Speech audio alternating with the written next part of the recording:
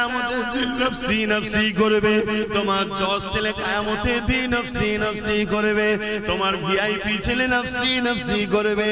যাকে সব সময় গাফলতি করো কেন, সে তো 2500-3000 বেশি আনতে পারে না। মনে রাখবে কবরে যখন চলে যাবে ডাক্তার ফাতিহা করতে যাবে না, তোমার জজ ফাতিহা করতে যাবে না, তোমার এমন করে ভিআইপি ছেলেটা যাবে না। যাবে কে?